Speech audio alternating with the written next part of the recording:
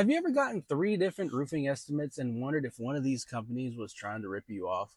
One estimate might come in at 12,000, another at 15, and another comes in at like 18,000. Now you're stuck trying to figure out, is the expensive guy overpriced or is the cheap guy cutting corners? The truth is, sometimes it's neither. I've been in roofing long enough to tell you that two estimates can look almost identical on paper while actually quoting two completely different roofing systems.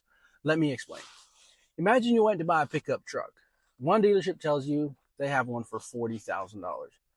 Another dealership says they have one for 50. Would you immediately buy the cheaper truck? Probably not. Your first question would be, what's the difference?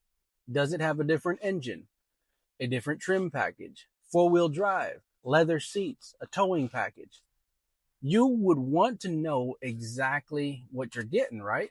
But here's what's interesting. People will spend $20,000 on a roof and never ask those same questions. One estimate simply says architectural shingles. Okay, which shingles? From which manufacturer?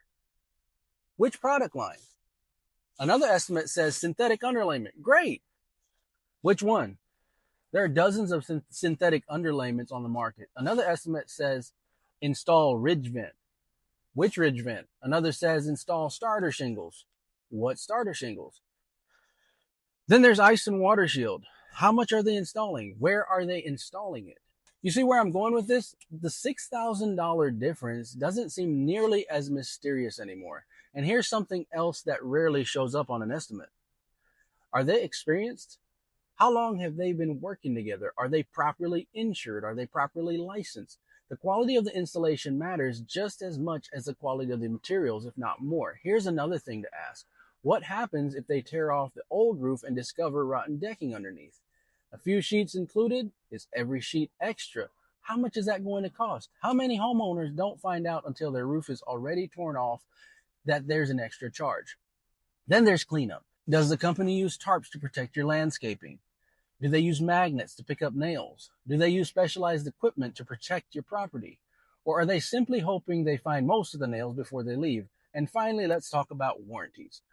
Not just manufacturer's warranties, the workmanship warranty, because shingles don't install themselves. The best roofing materials in the world can still leak if they're installed improperly. Now, am I saying the highest estimate is always the best? Absolutely not. I've seen expensive roofs done poorly, and I've also seen lower price contractors do excellent work. So price alone tells you almost nothing. What matters is understanding exactly what you're paying for. So the next time you get multiple roofing estimates, don't just ask which one is the cheapest. Instead, ask, why are these prices so different? That one question can save you thousands of dollars and a whole lot of headache.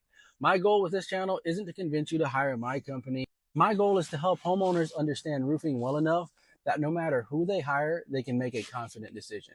Because buying a roof shouldn't feel like gambling. It should feel like making an informed investment. If that's the kind of information you're looking for, I'd love to have you subscribe. Every week, I help you become a smarter homeowner before you spend thousands of dollars on your roof. Thanks for watching, and God bless you.